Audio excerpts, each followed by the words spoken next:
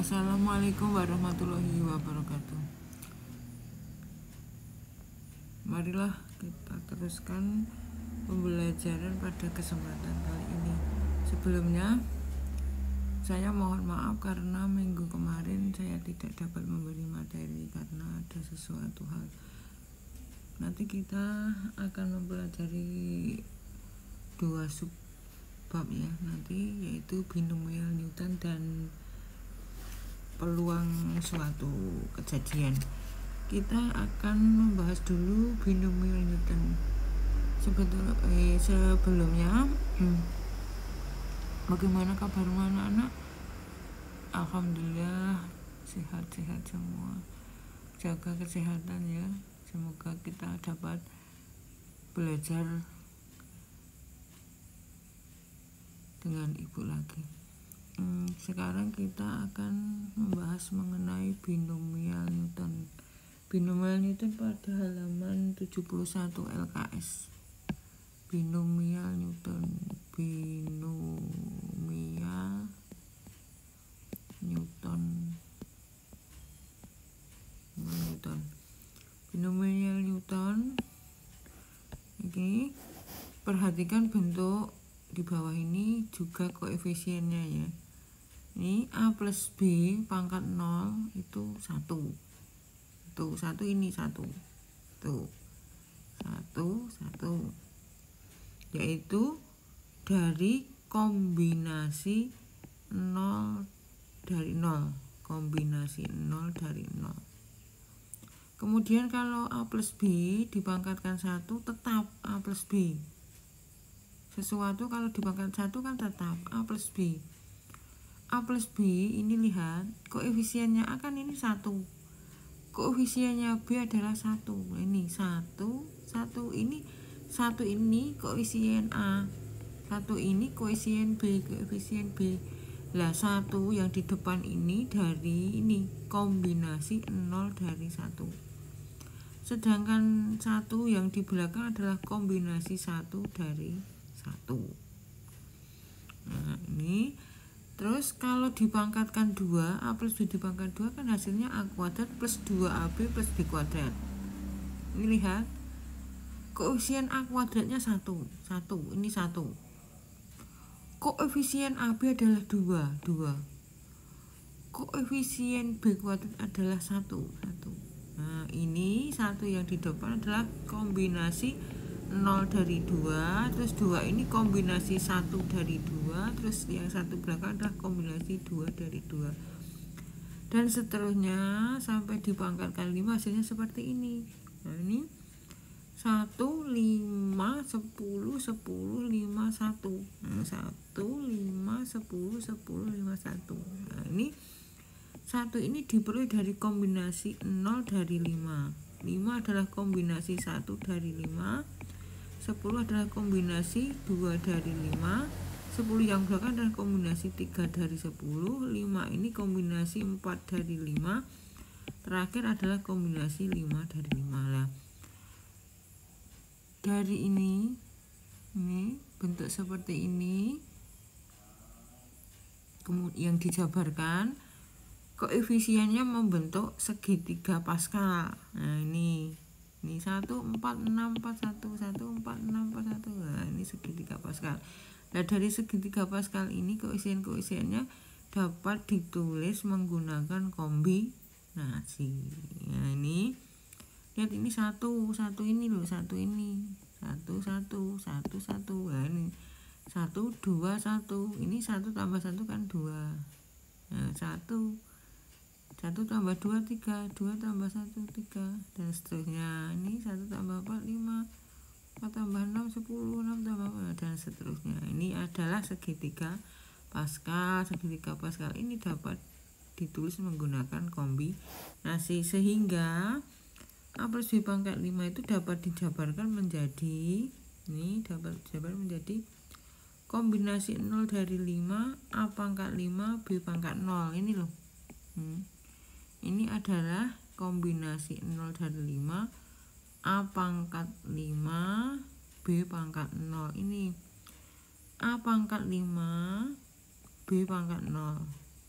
Ini terus ini 5A pangkat 4B ini adalah kombinasi 1 dari 5. Nah ini A nya kan pangkat 4. Nah 4 itu diperoleh dari mana? Diperoleh dari 5 min 1. 5 min 1, B nya pangkat 1. Terus 10A pangkat 3 B pangkat 2 diperoleh dari ini, kombinasi 2 dari 5. A pangkat 5 min 2, B nya pangkat 2. Nah dan seterusnya ini, sehingga diperoleh bahwa A tambah B pangkat N adalah jumlah atau sigma. Ini loh sigma, jumlah sigma ya, sigma R dari 0 sampai N, kombinasi R dari N, A pangkat N min R, B pangkat R. Ini adalah teorema binomial Newton. Contohnya adalah tentukan suku ketiga koefisien dari X pangkat 4 penjabaran dari ini. Nah ini dalam hal ini kan dibentuk A plus B pangkat N. Nah ini berarti 1 min 2 X pangkat 6, berarti A nya adalah 1, B nya adalah min 2X. Nah sedangkan N nya adalah 6. Nah, tentukan suku ketiga. Berarti suku ketiga ini kan mulainya dari 0 ya, 0 mulainya dari 0, semuanya mulai dari 0. Berarti suku ketiga berarti nanti suku ketiga berarti R nya adalah 2 karena suku pertama mulainya 0. Berarti suku ketiga yaitu 2. Berarti kombinasi 2 dari 6, terus A nya 1, berarti A pangkat 6 min 2, terus B nya ini min 2X ya, min 2X pangkat 2. Nah, berarti kombinasi 2 dari 6 kan 15, 1 pangkat 4 1, terus min 2 pangkat 2 4 X kuadrat. Jadi suku ketiga dari 1 min 2X pangkat 6 adalah 60X kuadrat. Ini teorema binomial Newton. Terus kita teruskan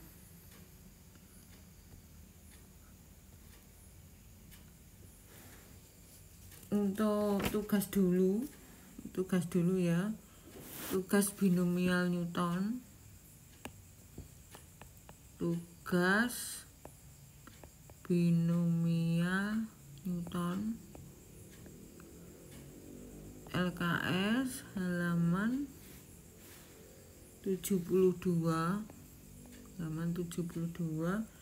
latihan 3.5 nomor 1AB 2AB, kemudian 3AB dan nomor 4AB. Nah, ini dikerjakan, nanti dikumpulkan seperti biasanya.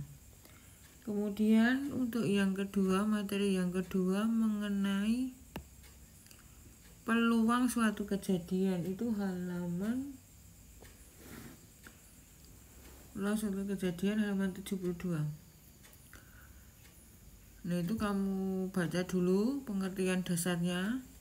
Percobaan adalah tindakan yang dilakukan untuk memperoleh suatu hasil pengamatan, pengukuran ataupun perhitungan. Misalnya melempar dadu, mencabut kartu bridge, mengambil bola dari kotak dan sebagainya. Terus himpunan semua hasil percobaan yang mungkin disebut ruang sampel, dinotasikan dengan S. Ruang sampel ini ruang sampel itu adalah S ya, ruang sampel adalah S. Terus kita lanjutkan. Himpunan bagian dari ruang sampel disebut kejadian. Kejadian dapat dibedakan menjadi dua macam. Kejadian sederhana, munculnya mata dadu 4 pada pelemparan dadu, nah itu. Kemudian kejadian majemuk, munculnya mata dadu bilan ganjil pada pelemparan sebuah dadu. Itu ini 135. Kalau dadu 4 kan hanya ini. Dadu 4, kejadian muncul mata dadu 4 pada pelemparan sebuah dadu. Nah ini hanya kejadiannya hanya seperti ini. Kalau majemuk, misalkan kejadian muncul mata dadu bilan ganjil. Nah bilan ganjil pada mata dadu kan 1, 3, 5. Ini majemuk. Nah ini kita teruskan pada halaman 73. Halaman 73 kita bahas dulu, yaitu peluang suatu kejadian tunggal. Peluang kejadian adalah perbandingan banyaknya elemen dengan banyaknya elemen ruang sampel. Nah, peluang kejadian itu adalah perbandingan A per B, perbandingan banyaknya elemen A ini dengan banyaknya elemen ruang sampel S, yaitu berarti peluang A adalah banyaknya kejadian A per banyaknya sampel, ruang sampel, elemen pada ruang sampel. Ini adalah peluang perbandingan ya.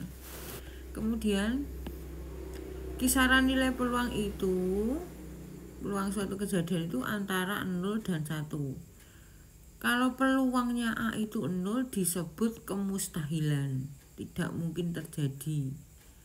Misalnya peluang muncul angka 7 pada pelemparan sebuah dadu, kan mustahil karena mata dadu hanya ada 6.